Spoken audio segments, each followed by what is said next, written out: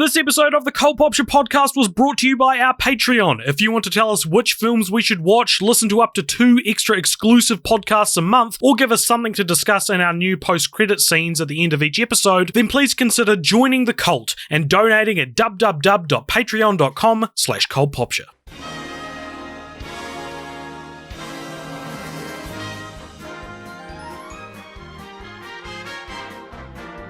All right, hello everyone. Welcome to the first Academy Awards special of 2020.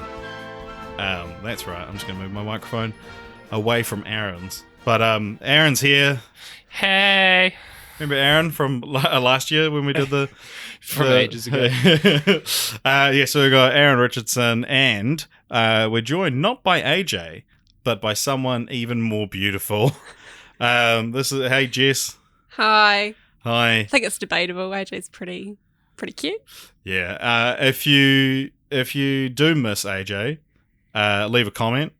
If you don't, also leave a comment. But AJ couldn't be here today.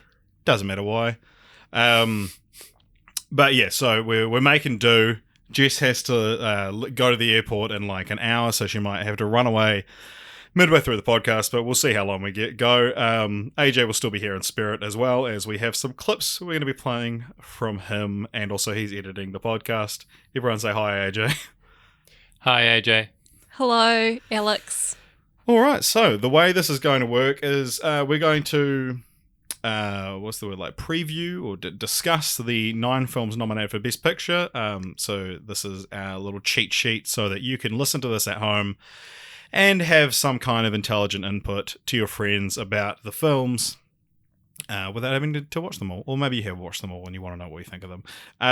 So I've seen all of the films. I think Jess hasn't seen one of them. I've seen all of them bar Marriage Story. And Aaron, there's a couple that Aaron hasn't had a chance to see yet because we're all working people.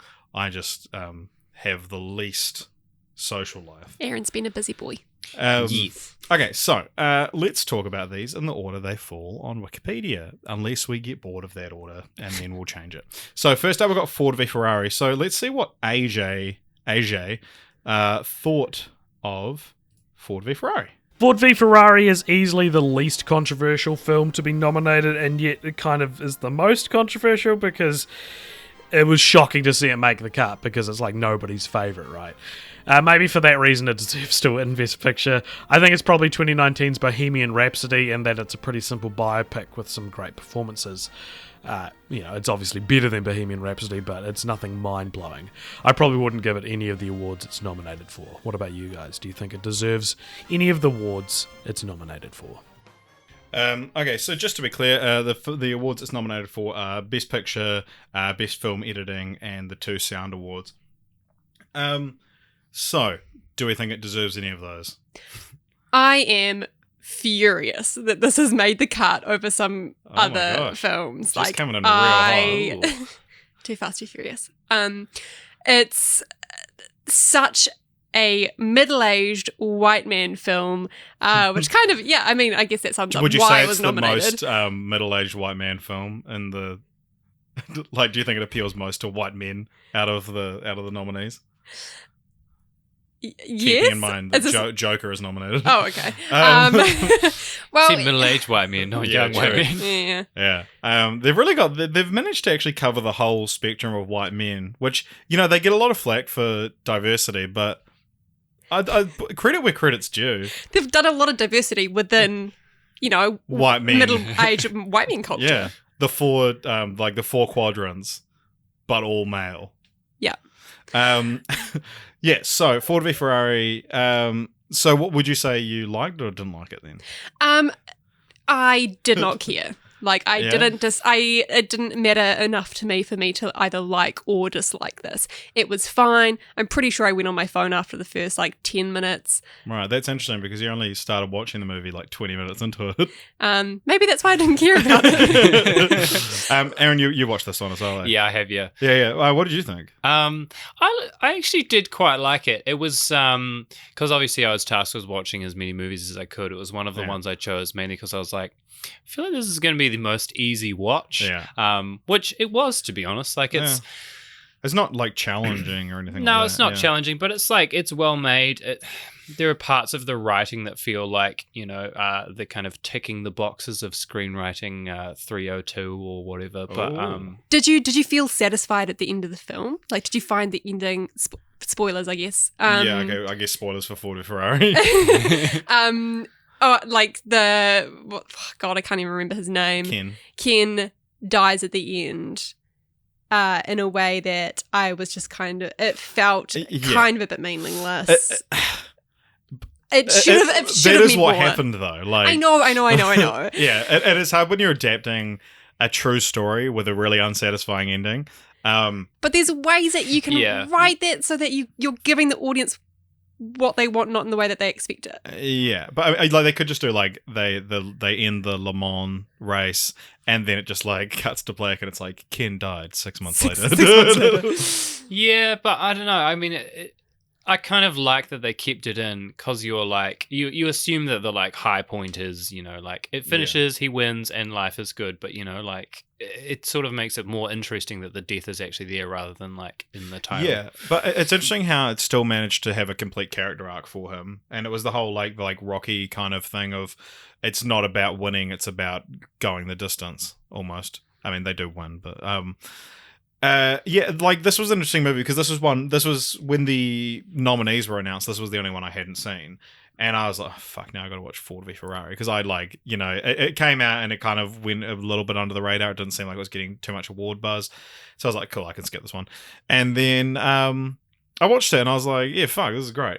Like, of course it's good. It's nominated for Best Picture. James Mangold directed it. It's Christian Bale and Matt Damon, and it's like. Yeah, I was enthralled the whole time. I thought it was great. One thing that I think is kind of like maybe not undersold about the movie is like Christian Bale is so good in it, but he's also just like having a good time, which is probably the first time I've seen Christian Bale having a good time in a movie and like makes it so much more enjoyable. Forever. Yeah, exactly. Yeah, I definitely know what you mean, and it's this is another one of those things where it's like, what is good directing, and I think like this is a well-directed movie because I don't give a shit about cars, but I by the end of it, like it's not like the most technical problem that they've got. It's like, oh, for this company's better than us, we want to make something that's better, but they really allow you to get into that world, and it's the script as well as the direction, but it's like, it allows you to empathize with the stakes even if you don't care or don't understand it. Which is, I think is important. I think it's a mark of good directing because directing kind of seems to be one of the hardest things to define just from watching a film. Mm-hmm. Something that I thought about when I was watching this movie as well as a couple of the other nominees is that like there's not an award for like camera work, if you know what I mean. Like I mean, I guess it's sort of hard falls to under cinematography. Yeah, exactly. But I guess when you think of good cinematography, you think of like good, beautiful pictures as opposed to like the way that the camera's moving or whatever.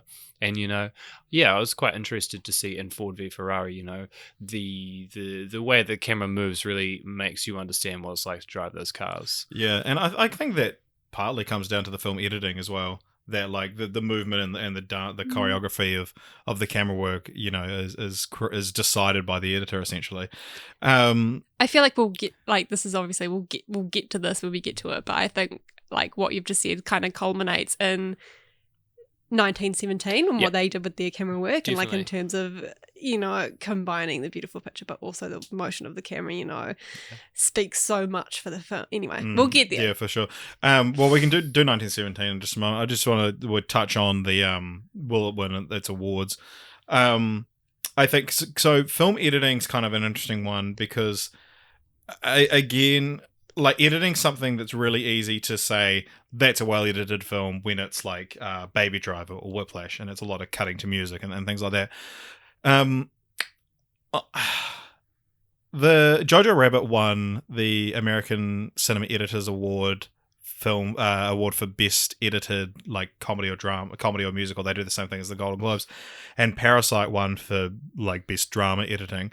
But I mean, I would say don't count out The Irishman just because that's like Thelma Schoonmaker is Martin Scorsese's editor for a long time, and it's like making a 3.5 hour film paced well and Yeah. hold your attention for 3.5 hours is the job of an editor. So, Yeah. and then the Sound Awards, it's not even a competition. It's going to 1917. They always go to war films if there's a war film in the mix. That's true.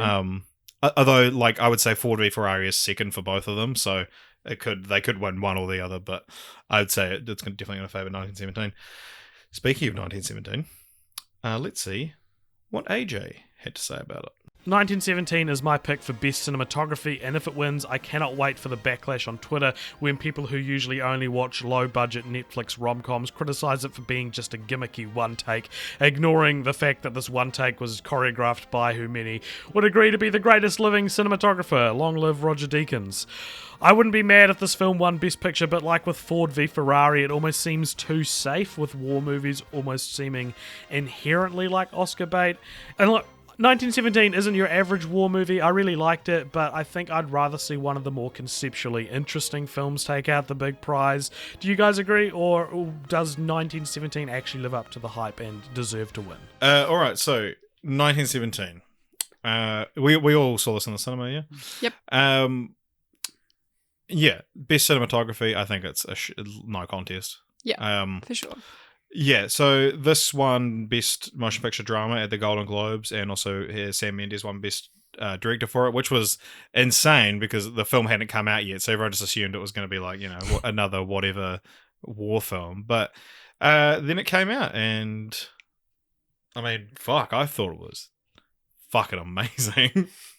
What did you guys think?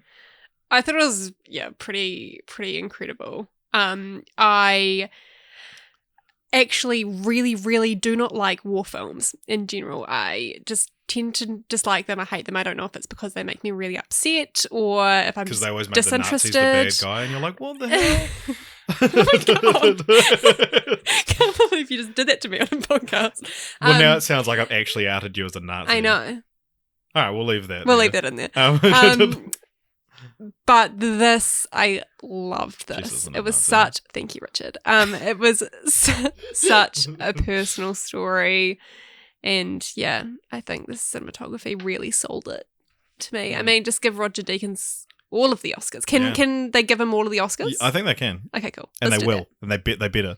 Aaron, what do you think? Can I come in with a hot take? Oh yes. I didn't really like it that much. Ooh. I thought it was That's a hot take. as a war movie. It was Are all you right. speaking yourself as a war movie? Yeah, as a war movie. I thought, from my perspective, I was offended. I was disgusted as portrayal of myself. I think that the decision to make like two people your main character is kind of a bad decision in the sense that like, so you make the whole movie about like them getting to their end goal, right? Yeah. So like they got it, one or both of them have to be alive at the end, right? Because otherwise, you're going to finish the movie at like half an hour in. So like every kind of bit of danger feels like a kind of false danger because to some extent that like they're going to survive because the movie has to finish. You know? Whereas you think something like Saving Private Ryan, where it's like a troop of people and any of them could get picked off. Exactly. You have more chance to invest in like their character, and you're like, well, I know that some people will make it,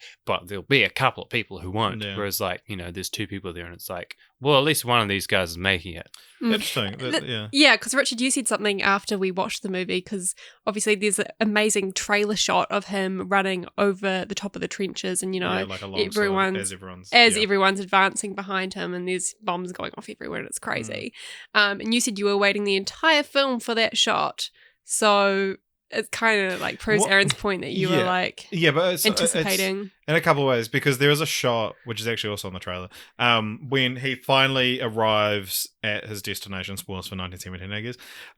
When he arrives at his destination, but he doesn't realize he's there, and there's like a group of men there, and one of them is singing, and he just sits down, and I was like, and I legit, when that happened, I was like, fuck, what a good ending. And I just thought the film was going to end there with this beautiful song, and then it would be maybe like, hey, what's this guy doing here? You're not sure if he's actually going to even survive another 5 minutes.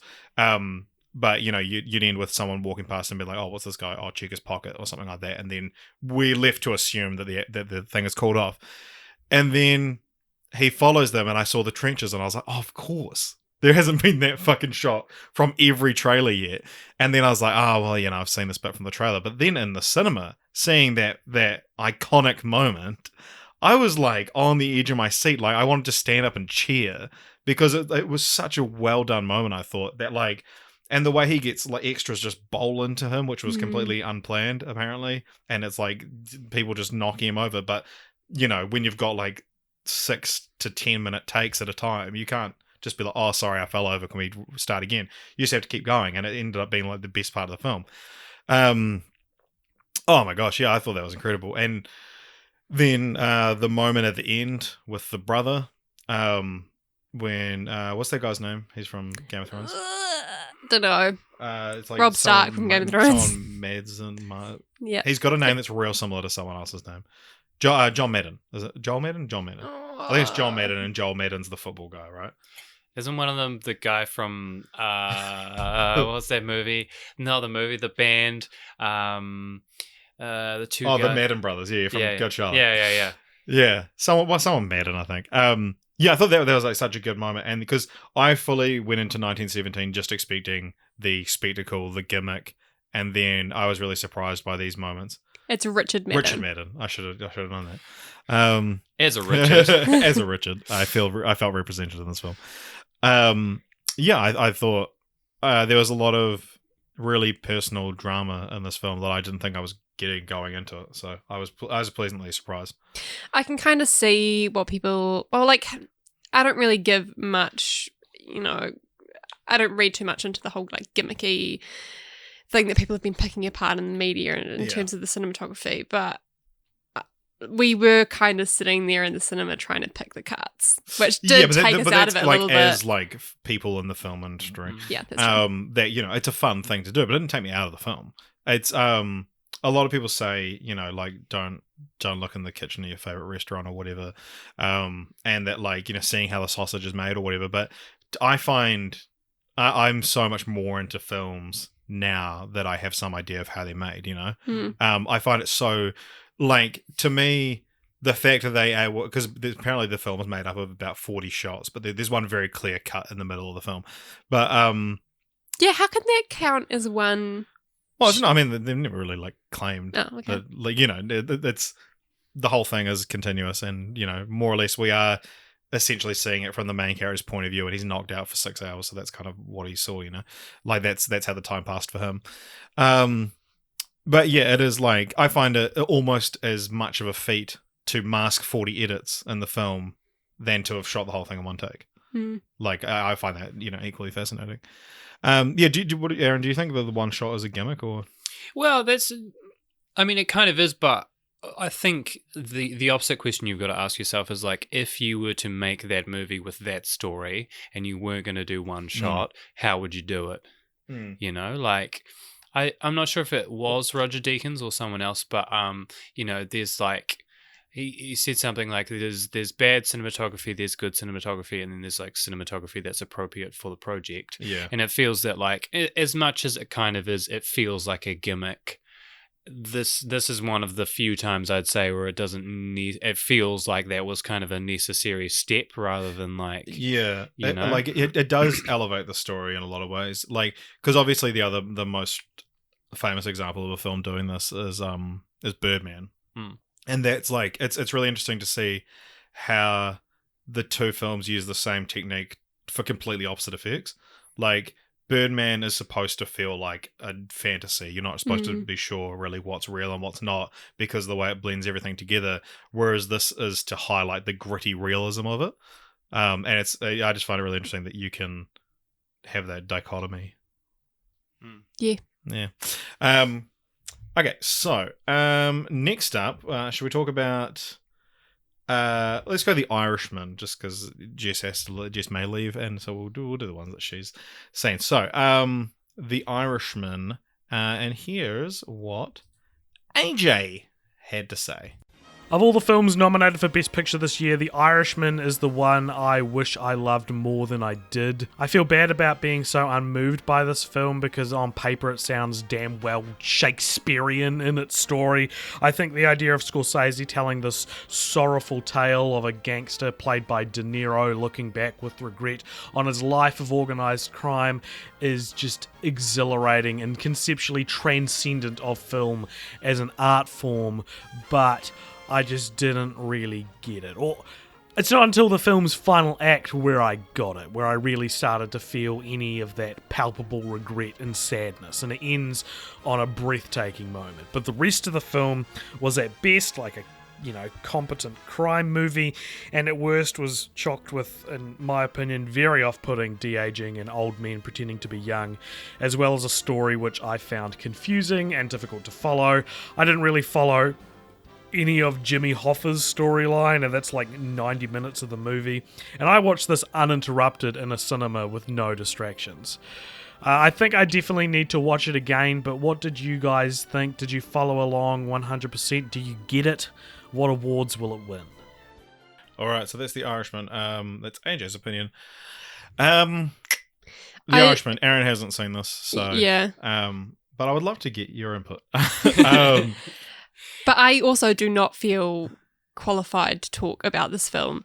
Richard and I went to go see it in the cinema, and I definitely fell asleep through a large portion of this. Yeah, and I think which also, like, there was like an hour period in the middle where I couldn't focus on the film because I was so infuriated by the fact that I wasn't allowed to move my shoulder because Jess was sleeping on it, and if I tried to like sneak away from it, she would be like, and I knew she'd be cranky for like. I'm sorry. Oh my god, I'm a terrible person. This film, so it is 3.5 hours long. We got to mention that. I'm really glad that out of all of these films, this is the one I'm probably the most glad it exists. I love the fact that there is a movie that Martin Scorsese has made at this time in his life, that he's pulled Joe Pesci out of retirement to do like one last role like this, that he's worked with Al Pacino now, and that there's another De Niro and Scorsese a collaboration since 95 I think was their last one, and the fact that like they needed to be this age to tell this story because it is very contemplative, it's very regretful, it's about someone at the end of their life looking back on what they've accomplished and whether or not and how proud they feel of it or whatever, and it could only be made by these people, it could only be made by them now, and it is hard because it is like we saw it in a cinema, and I wouldn't have been able to watch this at home. But I part of me does really want to rewatch it, and part of me doesn't want to sit through it again. Yeah, we should rewatch it in 4 segments. I think Aaron, you'd actually really love this. Yeah, I think this would be like totally your thing. Yeah, because you love like boring shit. No, it's like the you have the worst. Like the writing is really beautiful. But I agree with AJ. Have you seen like any of the trailers or anything? No. Nothing. The de-aging is quite distracting, I found. Yeah. So the de-aging, it should be mentioned, AJ has like a sixth sense for de-aging. There's so much stuff where AJ's like, I couldn't watch the film because that was so bad, and I like didn't notice it or don't really care, whatever. But like The Irishman, there is a few like really egregious shots, and I think the effect is a lot better on De Niro, Pacino and Pesci than it is on De Niro. Absolutely, yeah. Like Pacino's one of those ones where you think that that's not a de-age shot, and then you see a side by side of how he actually looks now, and you're like, fuck, they did a good job. And also, I think for a lot of older people watching it as well that grew up with these actors, that you have to remember that he's not playing a 40-year-old Robert De Niro, he's playing a 40-year-old Frank Sheeran, who, because Robert De Niro when he was younger was quite a wiry, like thin, young man. And whereas Frank Sheeran has always been a big powerhouse, he's like a big tough guy kind of thing, and so he's not.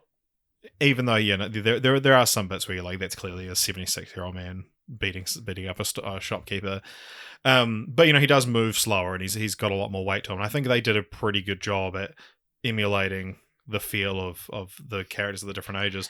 But having said that, yeah, some of the de-aging is really distracting. But to me, it's just a necessary tool to tell this beautiful story. And like while like AJ, there were big chunks of the film where I was completely lost.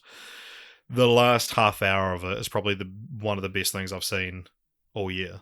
It's so like, this is why you had to tell this story for 3 hours to have this last half hour and to have it work the way it does. Yeah, and will it win any awards? Like I said, could win editing, I think, but editing's kind of a tricky one. I think if Brad Pitt wasn't finally winning his legacy Oscar this year, Joe Pesci would have supporting hands down because he's so good in this movie.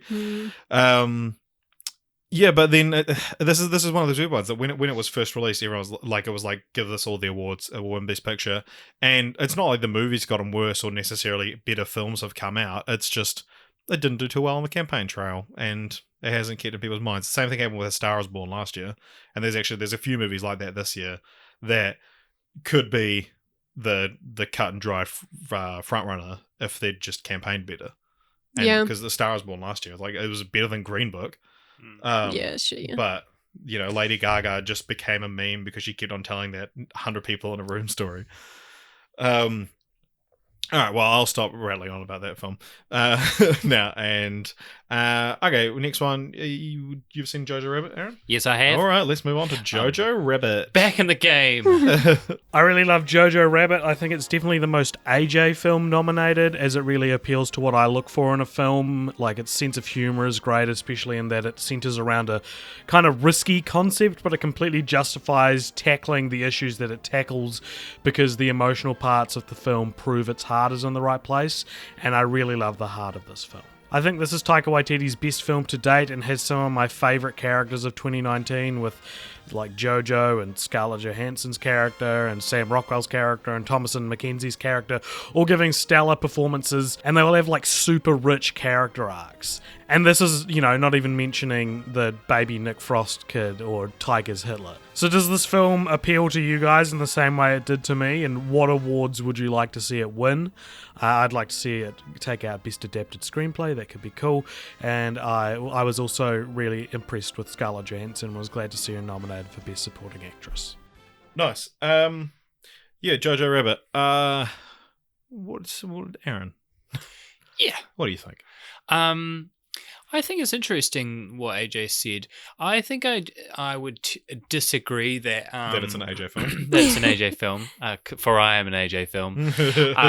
No, that it can be let off the hook for tackling difficult issues because its heart's in the right place. I think ultimately it kind of fails to to deal with what it sets out to tackle in a satisfactory way. Like, it's a difficult thing because, because of the rise of right-wing hate speech, it's like, is it ever appropriate to, not make Nazis the worst guys in the world?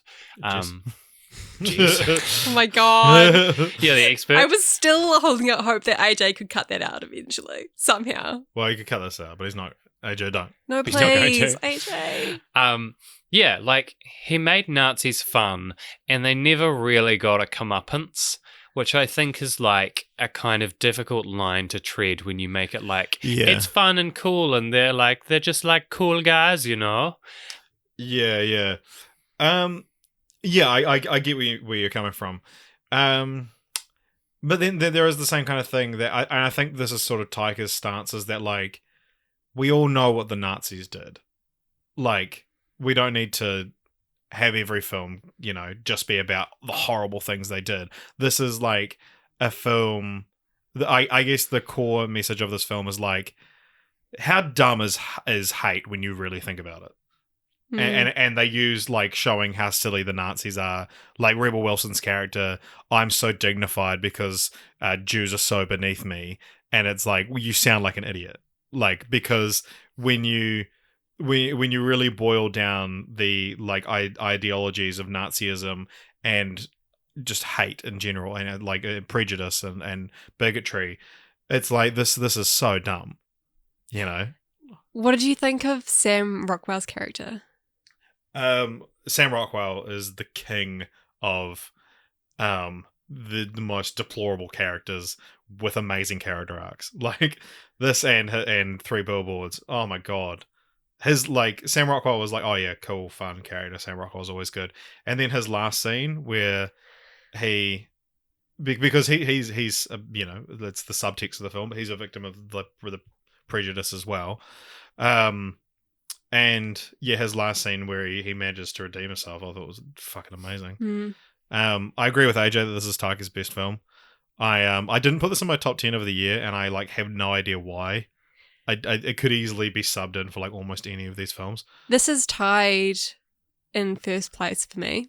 I freaking loved this. I thought about it for so long afterwards. I just thought the writing was beautiful. It was shot amazingly. The twist with the shoes, holy shit. How gut-wrenching is that? Yeah, then that's... I mean, I don't know if we're doing spoilers or not for Jojo Rabbit because we're kind of doing off and on spoilers, but like, yeah, like there's there's not so much a twist, it's just like a development in the middle of the film that completely changes everything. And it's one of those ones where you're like, it was so obviously signposted that like, how did I not pick that this was coming? Yeah, but that's the thing, it's like you did. It was like you did, and you were reading it, and you were holding out hope the entire time, and then it was just like, I guess that's kind of comes in and ties into what you were saying, Aaron, where I feel like it does hit on some things in the right way, that in the way that they intended to, as well as being able to create a film that you can actually watch and absorb and not just shut it out. You know how like some films that's just so horrible, and yes, it shows the grisly bits, but people just shut it out because they don't want to see it. And I think this breaks through that barrier by using comedy and using all those techniques to actually reach a common audience. Yeah, I mean, my thing would be like, it just felt like the wrong... I understand what you're saying. There are definitely like beats of it that are like beautiful and emotional. Like as a piece of emotional storytelling, I think it's really great. But I think as a piece of like right-wing satire, it's too like silly and screwbally that like lets them off the hook, you know? Whereas like if you compare it to something like Iannucci's The Death of Stalin, you know, like that's a comedy as well, but you also really get the like idea that these guys are actually just like bastards, you know, and like, you know, there's a balance there because it's a sort of darker form of comedy, I think. Which is my only concern. But having said that, I do think this performance by Scarlett Johansson is much better than her performance in Marriage Story. I think it's really underrated. It's just such like a beautiful kind of light. And there's a real warmth to it. Yeah, exactly. Which is like, it seems like she's doing nothing, but like she's definitely working very hard. Interesting. Yeah, yeah, it was so. She had never been nominated for an Oscar before, and she's nominated for 2 this year for lead and supporting actress, which is I think she's the 9th woman to do it. I think the 12th person overall, which is interesting. That happens a lot more for women than men. Yeah, so, I'm flabbergasted. Yeah. Well, I guess it's because there's less female performances each year they're like, fuck, just chuck Scarlett in again. So it's actually a form of prejudice. It's also interesting that AJ like listed all the great things about this film, and he's like, and also without even mentioning Tiger's Hitler, which I thought was the worst part of the film. Like, this is such a good story without that. Yeah, I tend to agree. And it's I always find this like watching interviews with Taika and stuff like this, and maybe this is why I left it out of my top 10, is that he just seems to. He's such a talented filmmaker, but he can't take things seriously. And like, I would be so fascinated to know about his process and how he goes from making What We Do in the Shadows to Thor Ragnarok. You know, like I would love to get some insight into that, but he just like kind of makes silly noises and makes jokes about everything. And sure, there's a place for that. And I think it's actually kind of worked against him with Jojo Rabbit a little bit, is that people go, oh, the guy that did What We Do in the Shadows and Thor Ragnarok is making a Nazi movie. Yeah, I'm not going to watch that. And so when it first premiered, people were like, I don't think this movie's very good, because they didn't understand that, like, Taika actually is an incredibly talented dramatic filmmaker, but he just has this sense of humor as well. Like, I didn't watch Boy for years after it came out, and then I watched it and I was like, this is fucking depressing as hell. And people were telling me it was the funniest fucking movie of the decade. And I was like, what the hell? Am I watching the same movie? Because this is real sad. And I think that's kind of it's a real Kiwi thing as well to do that. But sweep it all under the rug of comedy. Don't deal with your emotions. About that. He what was I saying? Yeah, the Taika Hitler is like, once you've heard the premise, and then you see the first promotional image, and then you see the trailer, by the time you see the film, you're like, oh, okay, yeah, Taika's playing Hitler, like, cool. What else are you doing with the idea? And then you watch the movie, you're like, oh, okay, nothing. Like, it's just the fact that it's how wacky is it that this guy's playing Hitler, except for the fact that in his last scene, and he comes in real hot telling Jojo that he's fucked up that the Nazis are losing. It gives Jojo an external way to denounce Nazism, because otherwise it would just be, you'd have this moment where he like takes off the jacket and he goes, and then walks outside or whatever. But this actually has a reason to be like, no, fuck you. He does say fuck off Hitler and kicks him out a window, which I thought was like a real cool moment, and then it's done really silly. But yeah, like I felt like after that scene, I was like, okay, this is why he's in the movie, just for this one scene. Well, yeah, I mean, I guess that's always the thing with imaginary characters, right? It gives you an opportunity to externalize the like internal conflict of someone. Also, I should point out that I actually really do like Jojo Rabbit as a movie. I'm just like concerned by the like politics of it, I guess, more than anything. And I think that's very valid. Yeah. Yeah. Aaron's now like, no, I don't think my opinion's valid. All right, next up we got Little Women. Saying that in my Kiwi accent, Little with 2 Ds. Little Woman is a beautiful film, and no matter what it wins or what nominations it was snubbed in, I really hope this movie is indicative of what's to come in film in the future. I'd love to see more sweet and wholesome Oscar-type movies in the 2020s. The fact that Greta Gerwig was snubbed for Best Director is baffling to me, especially when you can feel her directorial voice in the film far more than you can feel some of those nominated. It's become a perfect microcosm, I think, for what's broken about the system, and has really highlighted the inherent sexism and bigotry and prejudice in the Academy. The fact that Todd Phillips was nominated over Greta Gerwig shocks and embarrasses me. How would you guys describe her directing style? I'm interested to hear what you guys' thoughts are on this, and what awards will it take home, if any? Okay, that's Little Women. So this has 6 nominations. I feel like AJ really needs to be here for this one, because Aaron, you haven't seen it. Jess, how did you feel about it? I mean, I really enjoyed it, but I wouldn't say it's my type of film. But I enjoyed it as much as I could without it being... Without not liking it. Something that I'm...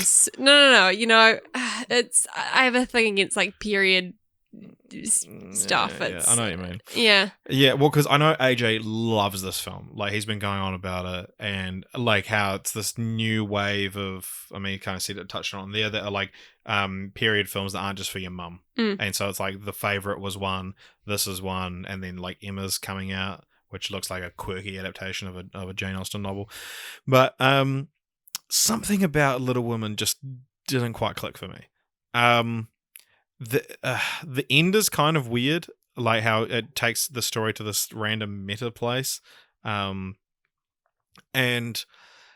yeah, I feel like I need to read the book to appreciate this film more, because I want to understand more about sort of Greta Gerwig's direction. I'm not the person to talk about this. I don't understand directing and the nuances of that at all.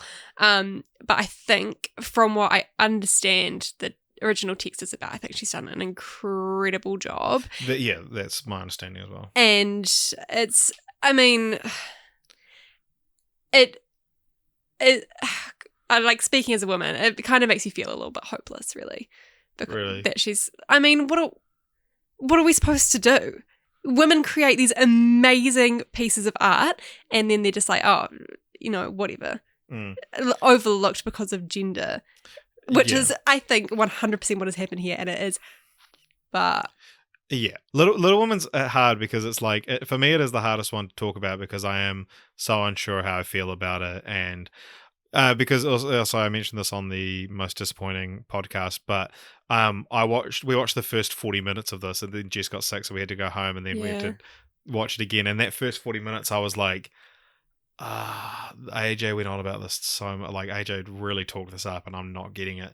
And then, like, the first line of dialogue that we saw for the first time, the second time we went, like the first one that we missed, is like what I would say the first interesting plot beat of the film. what was that? When Amy vows revenge on Joe for not including her, and that's what, like, when their relationship really falls apart, deteriorates, and that's like kind of almost, I guess it takes us into Act 2, I guess. Because also, so the original book is just like it takes place when they're little women, and then cuts to their slightly bigger woman, and whereas the movie cuts back and forth between them, and it sounds like it's one of those things you watch the movie and you're like, this is how the story's supposed to be told. I can't imagine watching it or like reading it in any other way. And the performances that she got out of those actresses is incredible. Yeah, well, I mean, that cast is incredible. Florence Pugh is, oh my god, she needs to be the biggest star in the world right now. Yeah. But yeah, like Laura Dern, Meryl Streep, Saoirse Ronan, Timothée Chalamet, Emma Watson. It's funny because Aaron, you haven't seen it, but so the four sisters, Saoirse Ronan, Florence Pugh, Emma Watson, and like a newcomer, one that hasn't been in as much. I can't remember her name. I'll look it up right now. But anyway, it's very clearly like three really good actors and Emma Watson. Oh my God. Like, it's Eliza Scanlon. Yeah, it's her name. Yeah. Yeah, she gets left behind. Yeah, like, yeah, she. It was originally actually Emma Stone, but she pulled it. She had to do The Favourite. Interestingly, yeah, this film is, we're talking about the female director thing because that is the most egregious snub, and it's like, okay, if the Academy thinks that two of these performances are award worthy and like her script is incredible and it's nominated for Best Picture, it's like, yeah, they probably should think it's one of the best directed films of the year. I don't. Why do you think they don't? Well, yeah, no, they're like, it's sexism, obviously. Okay. But I'm just saying that there is an argument to be made for her not being one of the 5 best directed films of the year. Who are the other nominees? So the nominees for Best Director are Martin Scorsese, Quentin Tarantino, Todd Phillips, Sam Mendes, and Bong Joon-ho. So Todd Phillips is the one for Joker, is the one that everyone's kind of like, he shouldn't be there. Yeah, I do think that there's a couple of other women that I would probably put over Greta Gerwig. I'm not saying that no woman should be nominated. I'm just saying that if you were to put one in, Greta Gerwig maybe necessarily wouldn't be at the top of my list, because there are a couple of weird choices in the film that I was like, oh, okay, that's, I don't know, I'm not 100% sure why I did that. But like Celine Sciamma for Portrait of a Lady on Fire, Lulu Wang for The Farewell, even Maria Heller for A Beautiful Day in the Neighborhood. A lot of these things are like, yeah, there's a very talented pool of women, and they could all be the 5 nominees. Actually, with you saying that, Portrait of a Lady on Fire was the other tied first favourite film of last year for me. It was life-changing, I think. So, yeah, it's a French film, which isn't nominated for Best Foreign Film because of how the Academy works. They only let each country submit one film for consideration, and France picked a different film. There's lots of disappointments this year for me. Not just with the Oscars. Yeah, okay. But yeah, having said all this, and like my kind of on the fenceness about Little Women, like, don't let that put you off. It is an incredible film. I did really enjoy it, but just something about it it's not a sexism thing. I don't know, maybe it was just the conditions I watched it under that I didn't have a chance to fully invest in it the first time I saw it, and then the second time I saw it, I was kind of just waiting for the first 40 minutes to be over, so that I could start seeing new stuff. So, yeah. I am sorry. And for the record, Richard was a very good boyfriend. I developed a terrible migraine, and Richard had to take me home, and I could barely see. So, thank you. Yeah. So I'm sorry, Little Women stands, but this is my Irishman. I wish I loved this film more than I did, but I can't even pinpoint why I did, which sounds like I'm being sexist and not realizing it, but I'm not. I mean, I wouldn't. That's what a sexist person would say, wouldn't it? Anyway, I'm going to move on from that. Okie dokie. So we'll talk about Parasite now as well, because Jess got to go soon. It's okay. Emma's flight's actually been delayed 15 minutes. Oh, okay. So you got an extra 15. Well, we'll talk about Parasite anyway. In a perfect world, Parasite would win Best Picture, no question. This movie taking out the big award would win so much good faith back for the Academy, which they seem to lose every year when filmmakers who are women or people of colour continue to be ignored.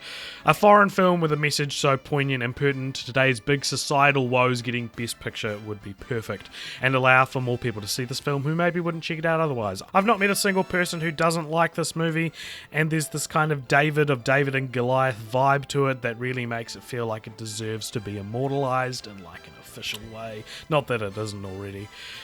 Best international film is surely locked in, but what other awards would you like to see it win? What other awards should it have been nominated for? A lot of people are saying that the actors should have been nominated, and I think I agree with that too.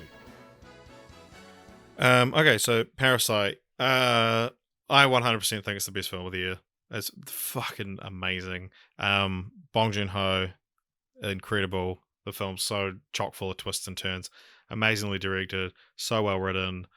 It's just a wild thrill ride, and it is best going into it knowing nothing. Jess, what did you think of it? Because I know you weren't super crazy about it.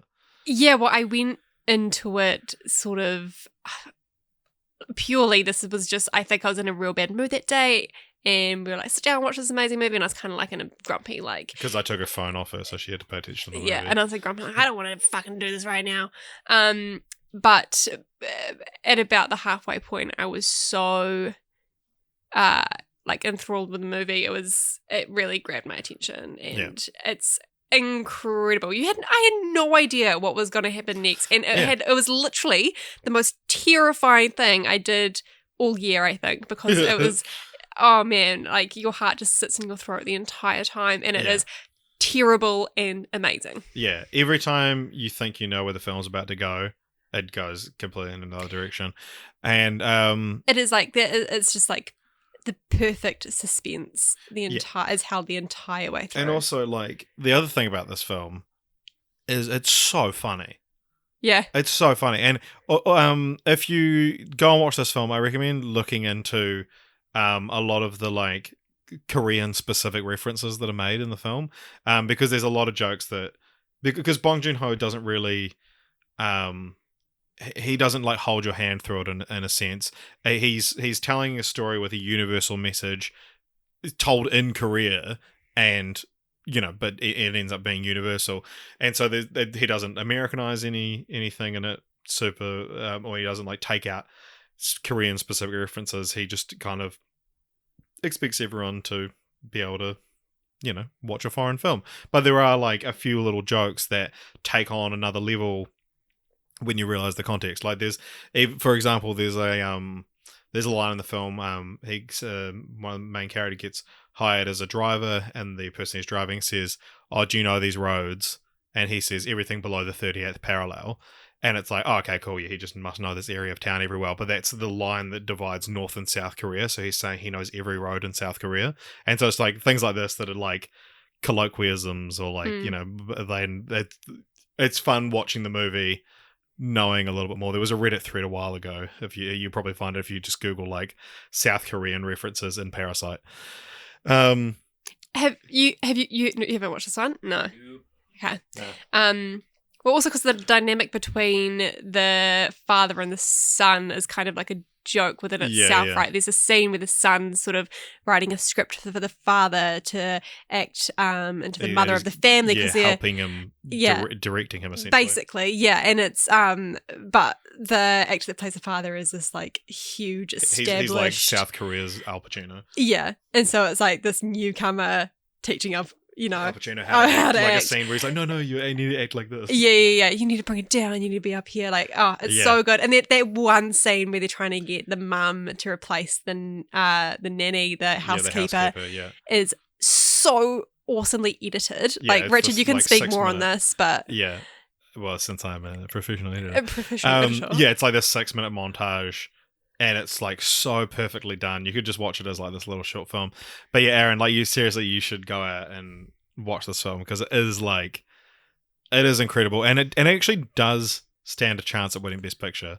It won the Best Ensemble at the Screen Actors Guild Awards, which is one of those ones that people say that it's like a key win if it's like an ensemble movie.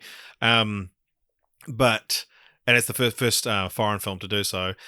It also won the Palme d'Or at Cannes, at the Cannes Film Festival, which seems like which is one of the most prestigious awards in filmmaking. And it seems like, it's a shoo-in then. But only one film has ever won the Palme d'Or and gone on to win Best Picture, and that was in 1955. So I mean, if anything, it's a fucking death curse for the film. What do you think you'll be most heartbroken to be voted best film above this? Best Picture. Well, once we've gone through all the things, I'll because really I think I might as well say now, Best Picture can only essentially go to Parasite, Once Upon a Time in Hollywood, or 1917. I think at this point, if it goes to Once Upon a Time in Hollywood, that is the biggest fucking circle jerk I've ever seen in my life. I mean, yeah, I don't want to say too much more about Parasite because I fucking love it so much and I want it to win every award. And anyone should just go out and watch this if you haven't. So let's talk about Once Upon a Time in Hollywood, because a lot of people are saying this is out of the race for Best Picture now because it hasn't picked up a couple of those key awards on the campaign trail. But it never will be because it's Hollywood. Yeah, that's the thing. It's a Hollywood loves period films and they love films about Hollywood and they love Leonardo DiCaprio and they love Quentin Tarantino, but they haven't had a chance to give them Best Picture yet. Before we move on, I will... let's see what AJ thought of the film, and then we can hear from Aaron again. Yay! AJ's been asking us a lot about like what awards we think things should win, and I feel like we haven't been talking about that at all. Well, once we've done all 9 things, we'll go through each category and see what we reckon will win. And here's AJ on Once Upon a Time in Hollywood. I feel pretty conflicted about Once Upon a Time in Hollywood, or maybe I don't feel conflicted, maybe I just didn't like it. I spent most of the film trying to figure out if I was enjoying it or not, and trying to figure out the subtextual meaning of every scene, because so much of it feels so narratively aimless as it meanders from moment to moment that it must mean something, right? It must mean something I'm not understanding. I enjoyed some of the acting, and I'm not sure about the ending. And while I'd regard myself as more or less a Tarantino fan, everything this film is good at was done better in Pulp Fiction or Inglourious Bastards. Do you guys see what those praising this film see? And if so, what exactly is it they see? In my heart of hearts, I'm not sure I'd want this film to win any of the awards it's nominated for in particular. I just think whatever it's nominated for, it's not my first pick in any of those categories. Yeah, so, Aaron, Once Upon a Time in Hollywood, go. Lay it on me. I love Once Upon a Time in Hollywood so much, and I don't like Quentin Tarantino, any of his other movies. Really? Not one of his other movies appeals to me. Hot takes tonight. I know, crazy, yeah. Every time this morning, whenever you're listening to this. Yeah. Or the afternoon.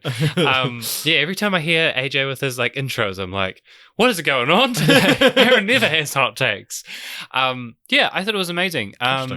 Yeah, I thought it was great. And I think my thing about it is that people talk about how it doesn't really have a plot or that it seems aimless, right? But I think traditional stories are basically they're basically one thing. They take you from A to B. You know what A is because you're introduced to it at the start, but you have no idea what B is. Whereas this is like the complete opposite. You like go into the movie knowing or thinking you know what B is, i.e. the end of the movie, because like you're basically, it's a historical event and you know what will happen. Whereas like that kind of, you have that feeling of like inevitability throughout the whole of the movie. So like the like A through to B can be whatever they want it to be. And it's sort of, I mean, I think it's about, you know, it's about a lot of things. It's like, you know, a mid-tier actor, you know, whose life is fundamentally meaningless, who like maybe if at the end, probably spoiler alert, in like reality he did save Sharon Tate, then, you know, he'd be infamous. But like in the reality of this world, there's just this guy living his life, and you know, did that speak to you a lot? Yeah, I was like, as a mid-tier actor, unsatisfied with his life. Mid-tier, more like low tier. No, but there's also the scene in the caravan was like, holy fuck, this is so what it's like when he fucks up his line. Yeah, he comes in there, he's like, you goddamn fool yourself. Oh, that was a goddamn people. I've watched that clip so many times because funny. I've been editing a video about Once Upon a Time in Hollywood, and I've seen that clip so many times. It's so good. Jess, what did you think? I'm having very contradictory lay it on me, brother. Lay it on me. Yeah, because you were quite pro-Nazism at the start, I remember. Yeah. And Aaron's famously anti-Nazism. Like, the annoying thing is, though, that you can't joke about people being Nazis anymore because people actually are Nazis again. Like 10 years ago, I'd be like, "Oh, of course, Jess isn't a Nazi." Please don't and think now I'm it's a like, Nazi. "Oh, fuck, Jess might actually be a Nazi." But she's not. Thank you for clarifying. Thank you. I thought this was really boring. It was too slow for me. We watched it with Jeremy. Lord. And Lord was sitting in front of us. I was more entertained God. by Lord sitting in front of me, just staring at the back of her head than the film. And when she laughed when Zoe Bell came on screen. Zoe stopped casting me in Tarantino movies, Bell. God, man. That was a bad part. The Kiwi stunt woman. Yeah. The accent is real. Oh, it stands so out, funny. man. When she's like, "What the fuck are you doing?" It's like, oh. What the fuck? And But when yeah. she's sharing a scene with like Kurt Russell and Brad Pitt, it's like you can't keep up. Yeah. Anyway, sorry. That's right. It's just that Jeremy leaned over to me halfway through and was like, "Is it just me or is this fucking boring?" And I was like, "Yeah, mate. I, for once, agree with you." I just didn't get it. I didn't get it at all. I think it, wraps up in a nice little bow the naivety of Hollywood, but that is the only thing I got from it. I'm conflicted on this movie a little bit like AJ, but I find myself conflicted in the reverse of almost everyone else. I love the idea of a 3-hour hangout movie that only takes place over 3 days. What I'm not huge on is this super over-the-top fight scene at the end. Oh my God, that is definitely like the polar opposite. I wish the entire movie was that 10 minutes. I wish the entire movie was 10 hours long and we saw every single moment of these people's days. I love that. I'm a dialogue Tarantino fan, not so much an action Tarantino fan. Mm-hmm. I still think Inglourious Basterds is his best film. This is probably my favorite Leonardo DiCaprio role. I think he's incredible in this, and his portrayal of an actor who's unsure of himself, and I love the way like he has the stutter that goes away when he acts, and you really get that kind of sense of his character and everything. And I has Leo redeemed himself? No, to you? God, no, not at all. Okay. But yeah, so it wasn't that good of a performance. This is the thing as well, like, because Leo finally got his Oscar, he can like actually do interesting movies that aren't him just being like, please, have I done enough? Yeah, it's like, it's an interesting character study rather than just like, look how hard I'm acting. It's also interesting as well because Brad Pitt is going to win Best Supporting Actor for this. In a perfect world, I think Joe Pesci would win it for The Irishman, but it's an interesting role because he's incredible in this movie and his character is just fucking awesome. But I don't know, like it's not a particularly like incredible performance. I feel like maybe I should watch this again because I went into it differently with the wrong mindset because, I had in my Yeah. head Sharon Tate, and I'm such a massive true crime fan that I was really excited for some development where really that was a minuscule part of the plot. Yeah. So maybe I should go into it not thinking I also about that. think as well that because his whole like revisionist history movies like Inglourious Bastards is like you see Hitler get gunned down in a movie theater and you're like, yeah, fuck you, Hitler. I mean, I don't know what you were like, Jess, but and then you watch this and they're beating the shit out of these women and you're kind of like, well, that's a bit gratuitous, because I think it's less in the public mindset who exactly these three people that came to the house were. Yeah. We all know who Charles Manson is, but like those three people that went to murder and in real life murdered Sharon Tate, they're real people and they're getting what they fucking deserve in this movie.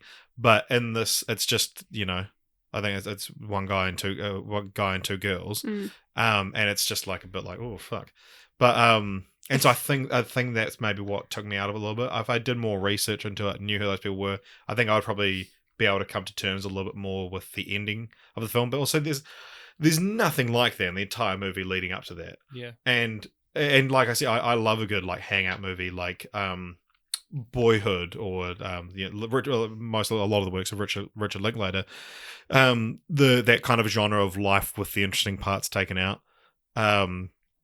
And also, fun fact about this film, because it takes place just on three separate days, one after the other, and then the third one's like 6 months later, or 9 months or whatever. But first one's my birthday, 1969. Happy birthday to you. Years before I was born, but 69. yeah, it is. It is a great movie, and because I've been sort of revisiting all the Best Picture winners for a project I'm working on at work. And every time I sort of pull footage up from one of them, I'm like, fuck yeah, this is a good movie. Aaron, as an actor and a writer, what do you think about this film for like the Brad Pitt performance? I think it's similar to the performance that I was talking about earlier on, where he's just having fun. From Ford v Ferrari. It's kind of similar to a Christian Bale film where like he's obviously just like having fun and living. And I think, there's this really interesting line, and I think it's kind of maybe articulated well from last year's like Best Actor winner versus like who we think should have won. There's the kind of Timothée Chalamet line where like you're kind of basically playing yourself, but you're doing it in a really interesting, fun, great way. Yeah, it's one of those, you're the only person that could have done this. Exactly, versus the like, I'm putting on a character kind of an ethos. And I think, people who disparage the role, I think, it doesn't seem as much of a workout to do the role, But that's not to say that the role itself isn't like immaculately fulfilled. Yeah, because it's like, what that character is supposed to achieve and make you feel, it does perfectly. Like, he's just, everyone wants a Cliff Booth in their life. Yeah. Just this like super supportive dude bro that just hangs out with you, but also kind of works for you. And so, and it's also as well, Jeremy sort of, I can't remember if he actually mentioned on the podcast, but we talked about afterwards that it's this weird kind of like anti-hippie movie, and like men should be men. Men should get up on the roof and fix an aerial, and they should punch long-haired dudes in the face. And it's like the movie really glorifies, like, it's because it's Tarantino's love letter to cinema, but it's also, one way of looking at it is that it's like Tarantino's love letter to back when men were men. And and because the whole Rick Dalton character, he's like demeaned by having to put on a long-haired wig at one point to play a sort of like hippie villain. Yeah. But I think it's also a throwback to a time when, like, large Hollywood stars were actually still like conservatives, that kind of, Ronald Reagan, for example, was like a Western movie star, and he was like a man's man. And obviously, a Republican leader of the free world. Yeah, but it is interesting in 2019 to make a movie that has that kind of like undertone. Yeah, that's true. And it feels to go against what Hollywood wants to be seen as, the values they want to be seen as having. Toxic masculinity. Yeah, but then it's also like, I wouldn't say. Oh, there is, Cliff does have some toxic masculine moments, I think. Yeah, for sure. Yes, that's Once Upon a Time in Hollywood. I think this probably has a pretty good chance at original screenplay as well. Just because, again, it's like... Yeah, I wouldn't be surprised if this just cleaned up the Oscars, because it's Tarantino's second to last film. It's about Hollywood. It's going to be one of their last chances to give them all these awards. Yeah. Next up, let's go Marriage Story. Woo! I really, really want Marriage Story to take out Best Actor and Best Actress for Adam Driver and Scarlett Johansson. Driver especially is going to win an Oscar one day, and while I love Joaquin Phoenix just as much, he's given better performances in other movies before, whereas Marriage Story is Driver at his best. This film is so great and so powerful, and I would love if it won, though I know its chances are slim. But I think the way it puts you in the corners of both characters and the way the story takes you far deeper into the depths of sadness than like anyone was expecting really creates an experience that isn't about whether or not you're enjoying the film on a surface level. It's more about how it's affecting you, and it's so powerful, and I'm so grateful this film exists. What awards would you guys like to see it take home? I love the way at the end of all of AJ's clips, it's just like, and Throws us a question that we don't answer. Okay, so Marriage Story. Jess hasn't seen this. I went to go. I saw it in a cinema, and then I said, "Jess, you are not emotionally equipped to watch this movie." Yeah, I am not stable enough. Yes, Aaron, you've seen half of it, yeah? Yeah, I've got up to an hour to go. Right, nice. Okay, well then, because the reason I especially wanted you to watch this movie is that it's such an actor's and a writer's film, and as both of those, tell me what you thought. I think it's phenomenally well written, and also, because I'm also an actor and I kind of understand, like it's really a film that appeals to me a lot, because of like the nature of who they are and the kind of it's like a meta movie. It's like a movie about movies, or a movie about people. It's because it's not only is it like it's a movie to focus on like how good the acting is, but it's actually about actors as well. Yeah, exactly. What was I going to say? Yeah, I really love the writing. I love how there's that kind of slow decay where, at the start they're really pleasant to each other, and you can kind of see and trace and believe every one of the steps that kind of leads them to ultimately, hating each other or exploding at one another.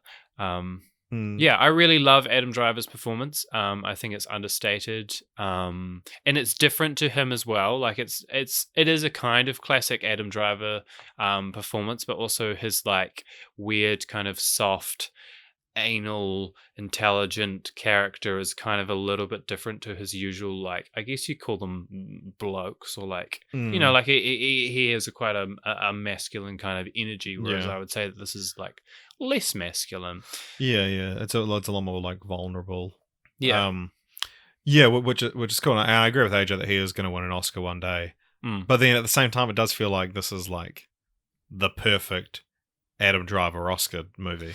Yeah, that's true. But I guess it's kind of the Timothy Chalamet thing as well. Like who's to say whether he might, who's to say he gets a role that's completely different to like this, and that's how he, finally does his Leo and proves that he's finally done enough, to jump through those hoops. Yeah, but his career is still so young as well, and to be already nominated for two Oscars in back-to-back years is pretty amazing. But yeah, oh man, the script is phenomenal, and it's like even the way it's shot is super interesting as well. It's like quite flat, and it's in a weird aspect ratio as well, where like there's the sides of letterbox, but it's not quite 4:3. Because it really wants you to be able to focus on like people's faces and stuff like that, and it's an interesting movie because it is. It's in some ways it's a love story. It's a story about love, and Noah Baumbach, who directed it and wrote it, his way of sort of explaining it is like if something works the same way, like works correctly every day, you don't think about it. But then say if your car breaks down after working every day, that's when you actually open the hood and go, okay, what actually is the problem here? How does this thing work? And he said that like when a marriage breaks down, it's kind of the same thing. It's a chance to actually look at what made it tick. And then that's such an interesting way of putting it. And he went through a divorce as well, although this movie, spoilers for Marriage Story, it doesn't see Adam Driver have to write Madagascar 3, Europe's Most Wanted to pay for his divorce, which Noah Baumbach did in real life. That's amazing. But yeah, it is. This movie made me really, really sad. Yeah. And it is funny as well that I sort of mentioned before about how all the acting awards seem to be locked in. But I would say Adam Driver and Scarlett Johansson are like number 2 for Best Actor and Best Actress, and on a different year, they would have won easily both of those awards, I think. Yeah. I don't know that Scarlett Johansson's performance strikes me as like an obvious candidate for like Best Actor, you know what I mean? Like it feels really muscular, like it feels like she's acting it, you know? Yeah. But yeah, I don't know. It's not like a Meryl Streep performance where she's like transformed herself. You know what I mean? And in that sense, I would say it doesn't stand out as like an obvious candidate. But you know, like it's great, and obviously, you know, with the 2 performances that she's nominated for, she's proved that she is, you know, an incredibly capable, gifted actress. And then what about because Laura Dern is going to win Best Supporting Actress? What do you think of her character in the film? I don't know. I just really don't know. Like, I don't know if I don't like the performance or I don't like the character. The character. Yeah, 100%. There's something so annoying about it, and I'm not sure whether that's like the energy she's bringing to the character or that's how the character should be. Yeah, and the character's just real annoying. I do think she's playing the character perfectly, and like although it is really interesting because I was talking about this movie with 2 female friends of mine, and I said about how I kind of would have liked it to be like I thought it was weird that they so clearly made Scarlett Johansson like the villain of the movie, and they were like, "What the fuck are you talking about?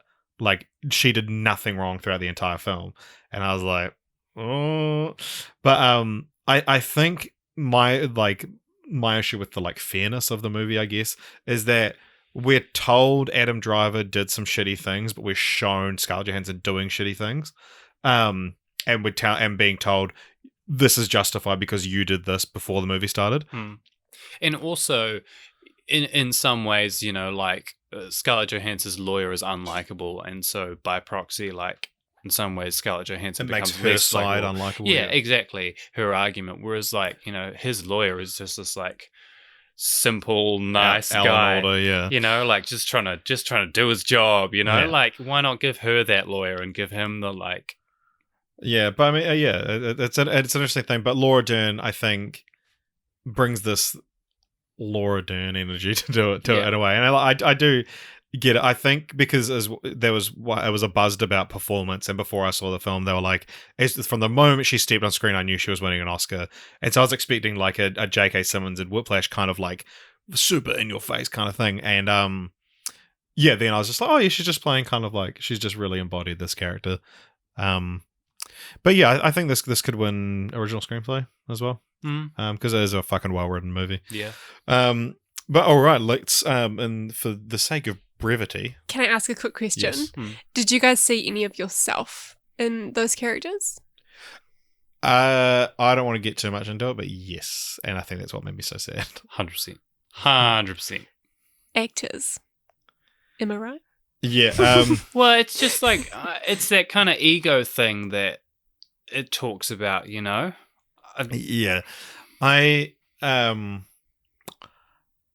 it's interesting because I studied as an actor. Aaron and I studied as actors together, and I've kind of moved more into directing in my life, and so there's a lot of things that I did identify with Adam Driver's character, and watching it and seeing all these like acting workshops and shit, I always find that so funny now watching it, because it's such an absurd world to be an actor.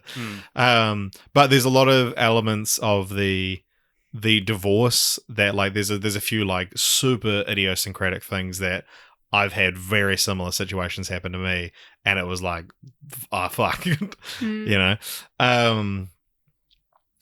So that's Marriage Story. This is another one as well that I think when it came out, it was like, this is a front runner for Best Picture, and now it's kind of fallen by the wayside of the campaign trail. And I think that's partly to do with the Academy and Hollywood's still biased against Netflix. And because when it came out, I was like, this is super interesting to see if, because I thought The Irishman was probably going to win, and I was like, it's going to be interesting to see if they like Scorsese more than they hate Netflix, but I guess they hate Netflix more. Okay, final film to talk about, the big one. It's the most nominated film at 11 nominations. It's Joker. I think Joker has earned its Best Actor nomination in Joaquin Phoenix, and its cinematography is also really great, but I'm not really sure it should have been nominated for Best Picture, and it definitely shouldn't have been nominated for Best Director, and I think Todd Phillips really farted his way into an insane amount of success, and has proven with his statements that he really has no idea what he's doing, which really makes the idea that this film is an intelligent character study of disenfranchised white men seem a lot less intentional and a lot more superficial. I think most of what this film does well, the Scorsese work it's influenced by, did way better, and the completely ignored, uncut gems almost feels pushed out of the bed by this one, especially with Best Picture and Best Director. It's funny though, I never thought I would be the kind of guy wishing the Academy would ignore a comic book movie when they've been treated so unfairly at the Oscars in the past, but I guess The Dark Knight walked so that this movie could run, right? Which of its staggering 11 awards, of which it's nominated for, do you guys think it will win? All right. Thank you, AJ. You will now not be heard again on this podcast, but you will be here in spirit. Yeah, Joker. So this film, yeah, it is. It's hard because it's like there's a type of person that this is their favorite movie of the year, and I'm not even talking about the gamers rise up kind of white man. It's like if you don't watch that many movies, you're not that involved in. The kind of discussion around Todd Phillips and all that, and do we really need this movie? It's like, yeah, you watch this, it's a reasonably mainstream movie, and you go and you be like, yeah, fuck it, this is the best film of the year. And I fully understand that. I think AJ's kind of more on the other side, like is aware of the kind of controversy around it. Do we really need a movie about a disenfranchised white man? And that's kind of what he was touching on there. And I'm kind of somewhere in the middle. It's like, it's not a perfect film, but the controversy doesn't, ruin it or shape my opinion of it in any way that much. It's like, it is a very well-made film. Joaquin Phoenix is really good in it. And yeah, I mean, is that enough, or do we need to look at it through that lens, do you think? I agree with everything that you have said about the content of the film. It is a good film. The performances are incredible. I do not think this is the right time for this film because it didn't give enough of a social commentary for the state of the world right now. I think it's too many people are going to see it and, sympathize with the Joker. And we have enough of those right now. And I think that's where the controversy comes in. And I mean, there are all those interviews with Todd Phillips talking about, how, people pick a film and then they, decide to, demonize it and say that all this shit's going to happen because of it. But I think that's incredibly naive for him to say. I do think the pre-release media of this film was disgusting. That the media really wanted a mass shooting. Yeah. That was very clear, and it was kind of gross. That was really gross. That, it was like, oh, Joker's going to cause a mass shooting. And people go, no, it's not. And they go, well, we'll see. We'll see. And then they didn't really get anything to pin on it, which was great, Best case scenario. Yeah. But I mean, I guess we're not out of the woods here. There's a lot to be said for the technical achievement of this movie, and it does deserve to be nominated for a lot of the ones it is. Cinematography, Joaquin Phoenix, obviously. But yeah, I can understand why everyone's take Todd Phillips out of Best Director, because I almost think less that not even so much that it's not one of the best directed films of the year, or he's not one of the best directors of the year, but just it's not the kind of behavior we want to encourage. Almost the interviews, he kept just putting his foot in his mouth on the campaign, on the press tour for this movie, talking about how he gave up doing comedy because he's go try and make a comedy in today's woke culture. He said that's why the best guys have left. And it's it's really funny and perfect that he used the word guys as well. But He says in the age of the great John Mulaney. yeah, exactly. Like that's the thing. Like John Mulaney is a perfect example of how you don't have to be political. Like he tells one political joke in his entire He is wholesome career. AF and Yeah. he is hilarious and perfect. But yeah, Aaron, what did you think? Especially, I was going to say especially from an actor's perspective, but you look at it from whatever perspective you want. Hey, you do you, buddy. Yeah, I actually didn't hate this movie as much as I thought I would. Like most people that I talked to about it really just despised it.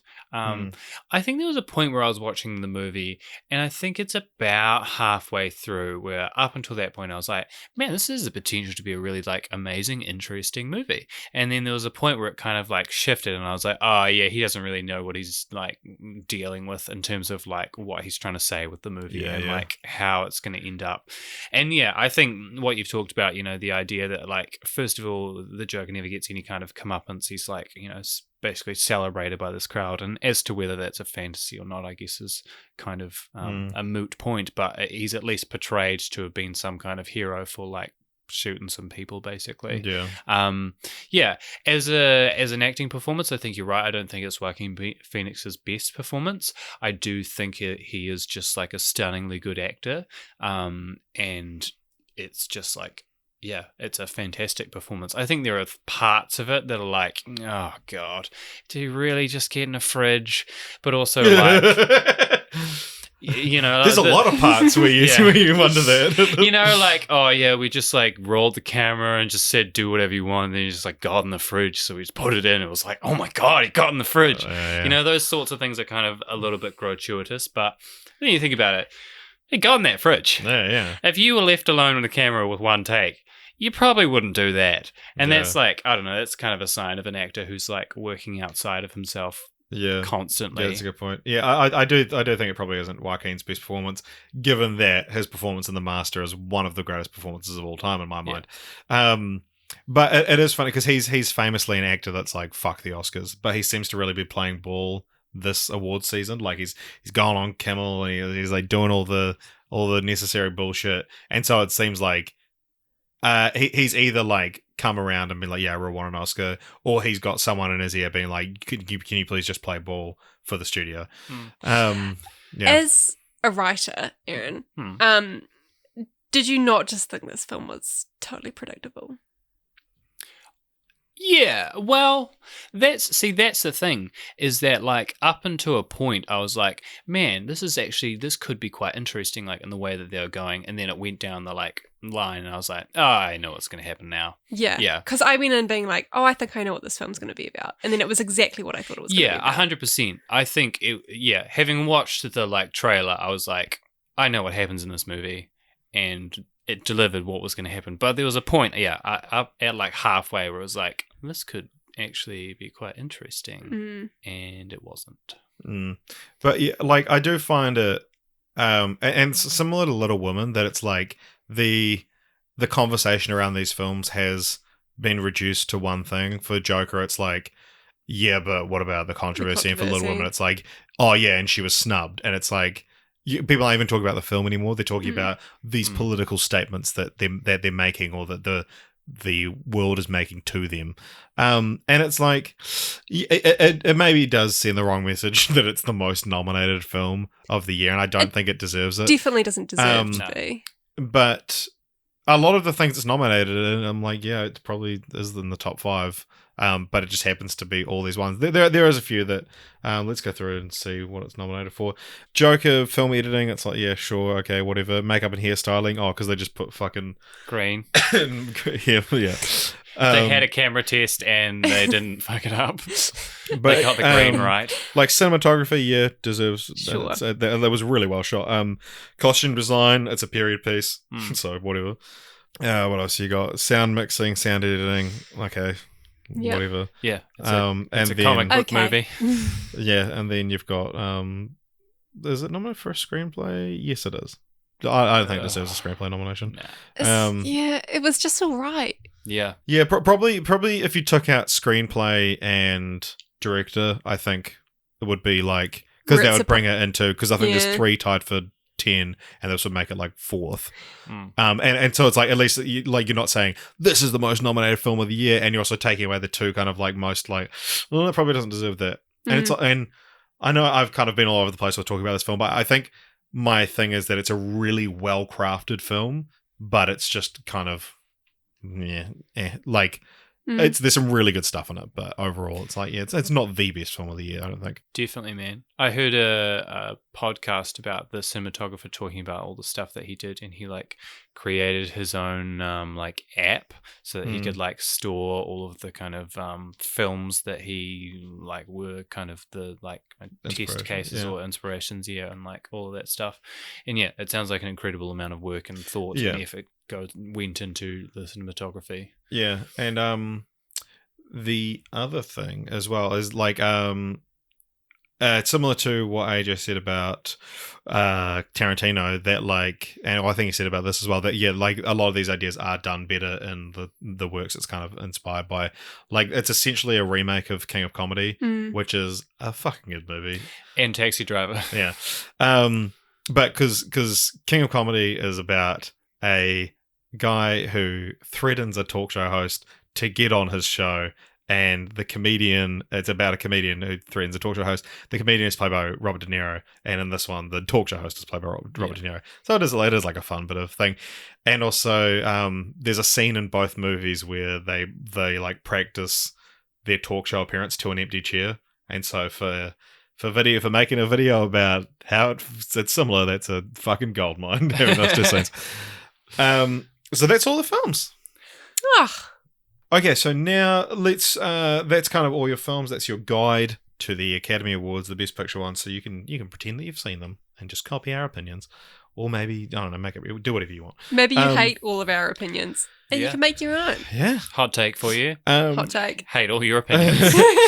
Okay, so now I think, let's just quickly kind of go through what all the nominations are. And so Best VFX, visual effects. We've got Avengers Endgame, The Irishman, The Lion King 1917, and Rise of Skywalker.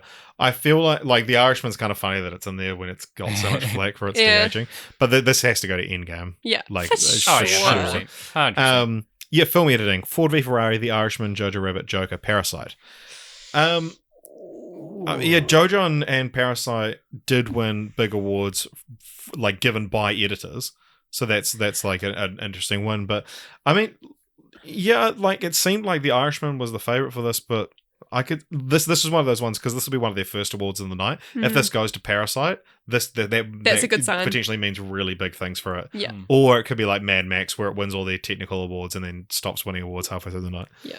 I would like to see Parasite win that. Agreed. But then also, like, I could see Ford v Ferrari taking that home as well.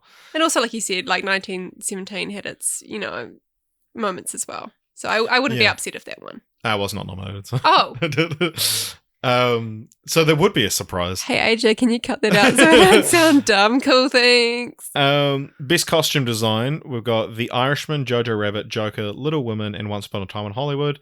Once again, all period pieces. Because although Black Panther won last year, which made it the first contemporary film since 1993 to win the award. I would like to see Little Women win this. I thought it was lovely.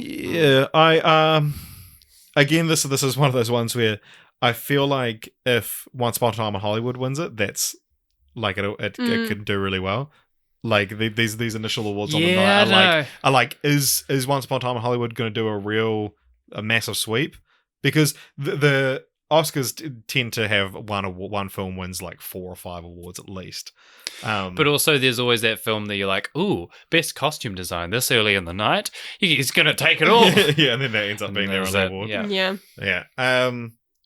I mean, because normally you'd be like, that's the period piece. It's that one. But they're all period. Yeah, I would say it's between Little Women and Once Upon a Time in Hollywood. Just because Little Women's the most classic period PC kind of one, and then Once Upon a Time in Hollywood is like a bit more of like a fun costume design. Yeah, although I could see Jojo Rabbit taking it out. I mean, even just for like the shoes moment, those shoes become That's so true. iconic. That is true. Makeup and hairstyling: Bombshell, Joker, Judy, 1917, Maleficent, Mistress of Evil. I think this one's going to Bombshell because of the transformation of Charlize Theron into Megyn Kelly. Oh yeah, that's one of those classic like this is kind of going there. So, but hey, I don't Sure.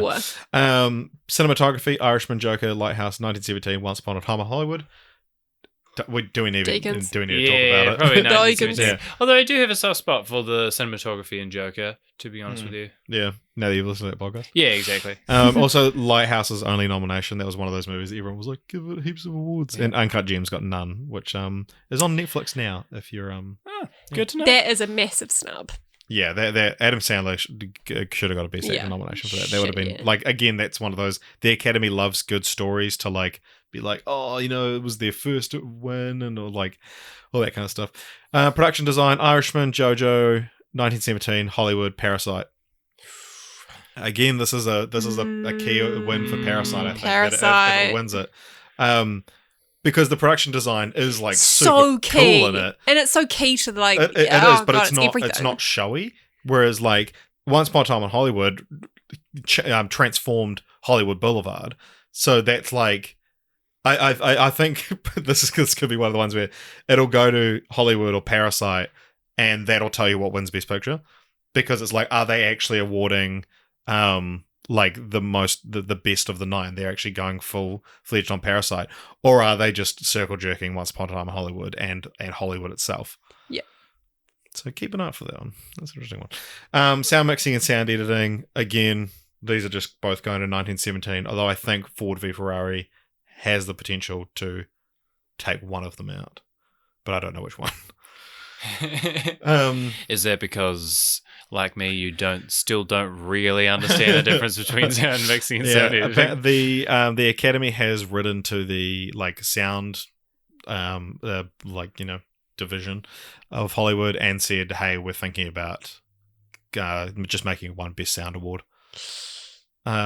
They will not be happy about that. Because I think probably said this last year. Makeup and hairstyling are two very different crafts, but they just makeup and hairstyling, and we just say, yeah, sure, those fall together. Yeah. Whereas I think sound is easier to be like, yeah, it's all just sound. Yeah. But also, I just found out the other day. Do you know that I think for 2 years, I think it was like the 3rd and 4th Academy Awards, that the awards for best sound design, or it was just best sound, went to for 2019, the best sound nominees are Universal Studios Department of Sound, Paramount Department of Sound. It just went to the studio's sound department and not for a specific film or anything. It was just, who did the best sound this year?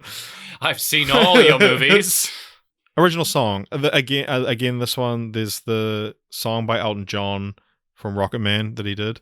It's Elton John and Bernie Taupin. They got a standing ovation when they were on stage together, because they're very rarely seen in public together. So I think this is yeah, it's definitely gonna be that. Yeah, Lock it down. Original score: Joker, Little Women, Marriage Story, 1917, Star Wars. It feels like it could be 1917, but also the one thing I would say about 1917's score is that it seems like it's kind of a copy of Dunkirk. 100%. It derives a lot from it. And Joker won the. What did she win?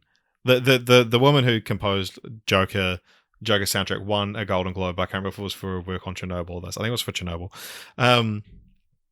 But this one actually, I think, could go to John Williams for Star Wars, because it, as a legacy win for his work on all of Star Wars, even though Rise of Skywalker is fucking terrible.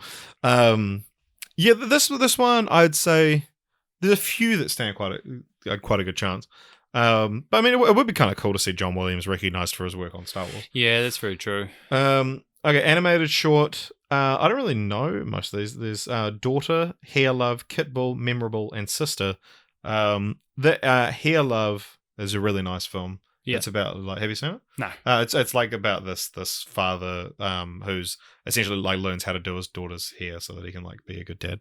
It's quite a nice little thing. It's available online. Live action short film. I'm sorry, but I don't know any of these. Brotherhood, Nefta Football Club, Neighbours Window, Saria, and a Sister. Couldn't tell you, but yeah, it's a very tight race. Oh, it's a tight race. Yeah, no, couldn't tell you, but they're always incredibly well made films. Yeah, although the one that won last year, yeah. the Skin one, yeah. Which look up the plot of Skin, the best live action short film from last year, because you think that Green Book is the worst like commentary on race of 2018? Oh boy. Best documentary short subject. Again, I don't know all these ones, but in the absence, Learning to Skateboard on a War Zone, Life Overtakes Me, St. Louis Superman, Walk, Run, Cha-Cha. Could go to any of them. I like the name St. Louis Superman. I could be wrong, but I feel like Learning to Skateboard in a War Zone is, if you're a girl, is maybe directed by a New Zealander? Carol Dysinger. Maybe I'm wrong. I feel like recently I saw that there was a woman who had created a short film about about a girl who was into skateboarding. No, maybe it's not. Maybe it is. Who knows? It's hard to find information on these people. They don't tend to be big famous people creating shorts. Yeah. Unlike Taika Waititi, Hey. who turned his nomination into...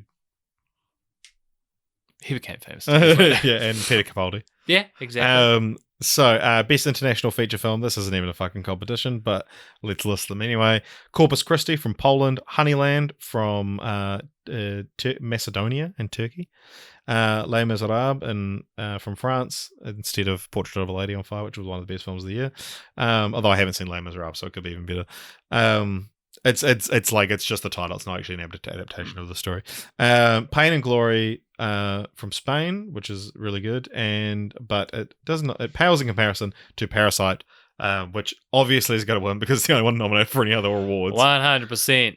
Okay, best animated feature film. This is my one for the year that I'm like super passionate. Like I know what's going to win, but I have one that I would love to win. So, How to Train Your Dragon: The Hidden World, I Lost My Body, which is a Netflix film, Class, which is also a Netflix film, Missing Link, and Toy Story 4. So, Missing Link won the Golden Globe, which was a big surprise win. How to Train Your Dragon, it's like one of those things.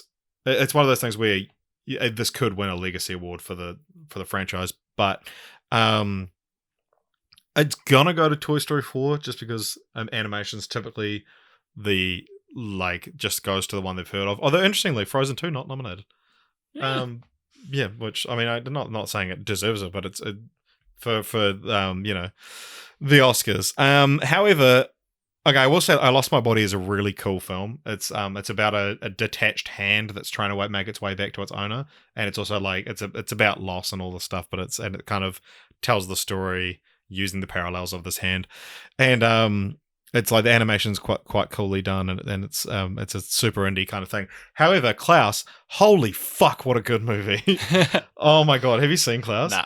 Oh my god, if you're listening to this or you're in this room and you haven't seen Klaus, go watch it. It's so fucking good. Like, so we cover, if you haven't listened to the episode, we cover Netflix Christmas movies on this podcast, which are normally, have Vanessa Hudgens in them, and they're like some shitty, like Hallmark romance.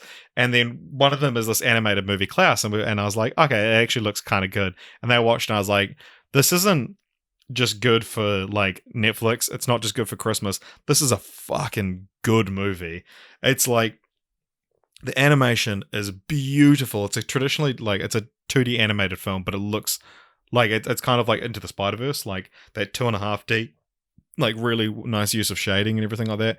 And it's just the most beautiful story. It's a Christmas film. It's about, kind of tells the origin of Santa Claus. And you could show this to your like 4-year-old, and it wouldn't like spoil the myth of Santa. But it also doesn't like talk down to you and be like, hey kids, Santa's real. Like it finds this perfect balance, and it's one of the best films of the year, definitely the best animated film of the year in my opinion, and that's the one that I'm gonna go fucking mental if it wins. Adapted screenplay: Irishman, Jojo Rabbit, Joker, Little Women, and The Two Popes. Kiwi Anthony McCartan for The Two Popes. This interesting one because I feel like Tiger stands not too bad a chance for Jojo Rabbit, based on Cadging Skies. But I think probably Little Women for this one. Just because it is like the Academy, even though they didn't nominate her, they do really like Little Women and Greta Gerwig, and it's like updating a classic novel as well, and not modernizing it, but just kind of like a fresh take on it, reinvigorating it. Yeah, and I think that's like kind of a lot of the critics are saying that that's like one of the best things about it is this fresh take. Original screenplay: Knives Out, Marriage Story, 1917, Once Upon a Time in Hollywood, and Parasite. It's interesting, 1917 nominated when it's not really like known for its script. Yeah, exactly. But I can imagine what that screenplay looks like. It's just like, and they walk through the mud, and then it's 20 minutes later. Yeah. Yeah, it is interesting because that's one of those ones that the fact that it's nominated for that is like we were saying about how that's a key, like these are key wins for Parasite, Once Upon a Time in Hollywood. That's almost a key. Even the nomination is key because it's like it's really hard to win without at least a nomination for screenplay. Yeah. Unless it's like The Artist, I think, which might have even had one. But yeah, I mean, I would have said, and I think I did say earlier on, that Marriage Story probably stands a pretty good chance, but. Yeah, it feels like Once Upon a Time in Hollywood. Yeah.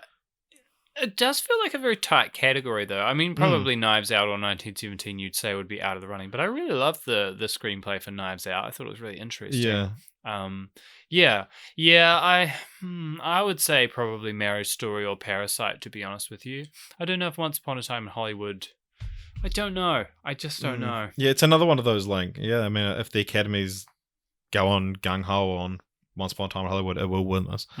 Okay, now it's interesting getting to Best Actor, Best Actress, Supporting Actor, and Supporting Actress, because these are as locked as they've ever been going into it. So let's go Supporting Actress. We've got Kathy Bates for Richard Jewell, Laura Dern for Marriage Story, Scarlett Johansson for Jojo Rabbit, Florence Pugh for Little Women, and Margot Robbie for Bombshell.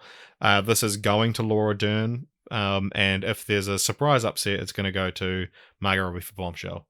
She's second place. Interesting. Essentially. You don't think Florence Pugh is second place?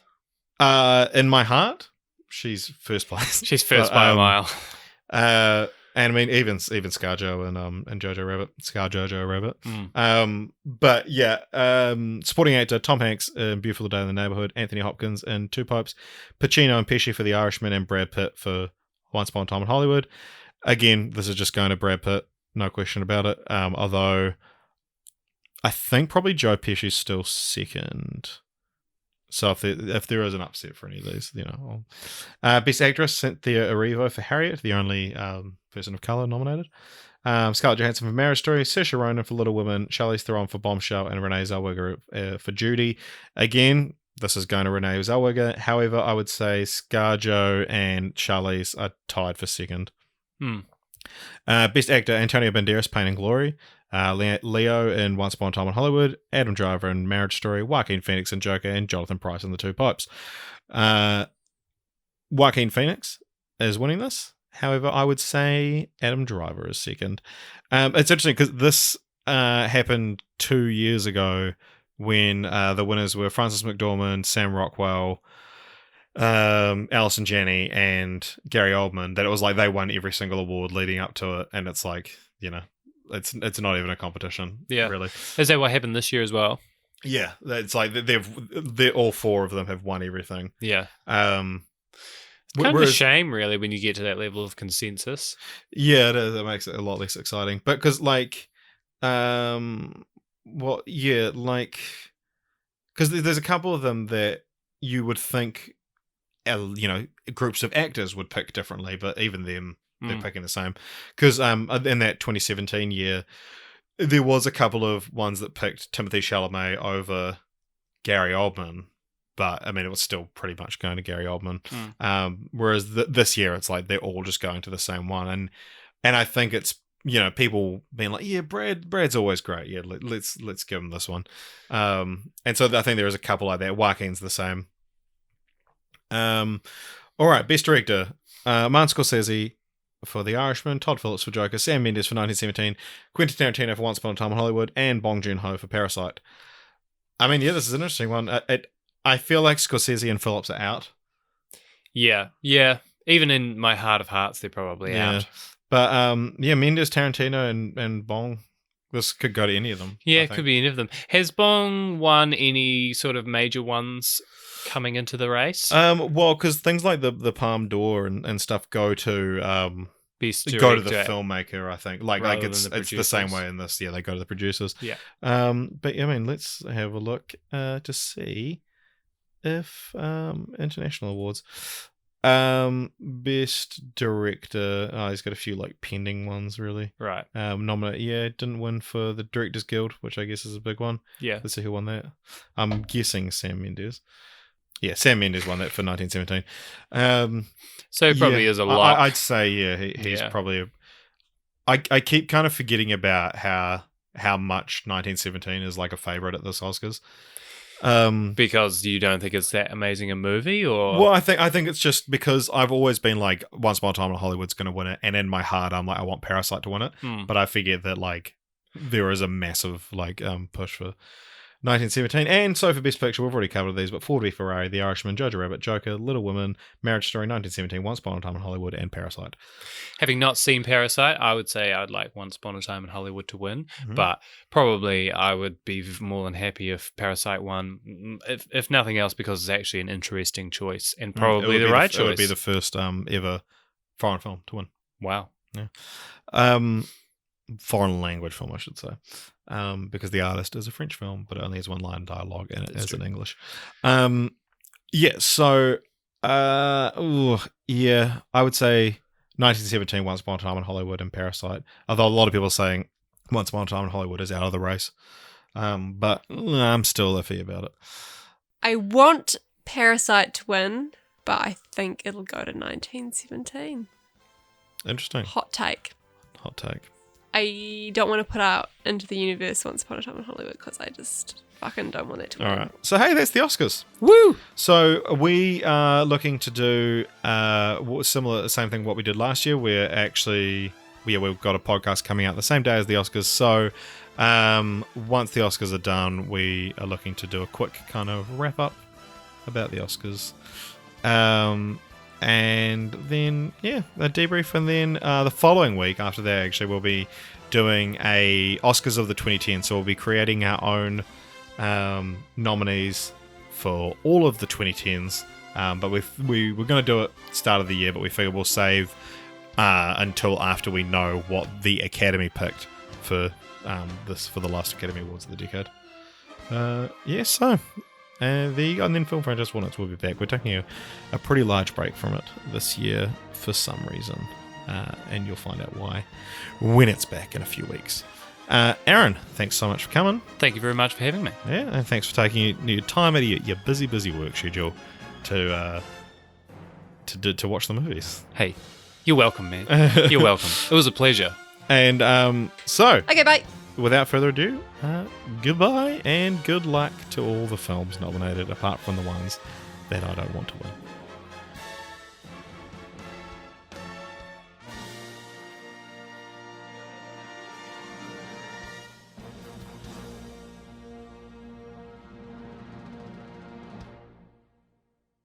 Jeez, AJ, that was a pretty dark note to end the podcast on.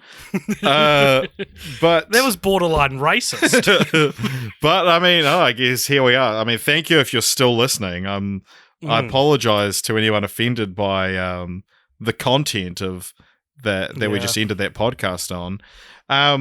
So anyway, this is our new live segment, the post-credit scene where we react in real time. At the same time as we do the rest of the podcast. Anyway, this is the thing. What is it, AJ? So the over on patreon.com/cultpopture, those who donate $5 or more are allowed to send us a question or a challenge or whatever for our post-credit scene for us to discuss. And this one comes to us from Josiah Langan, and he asks a very simple question, Richard. Is it better to watch movies with friends or alone? I think it depends on the film and the people, more essentially. Do you know what's a really bad type of movie to watch alone? Something like The Room. Well, yeah, actually, and I did watch that alone. Funny. I think comedies.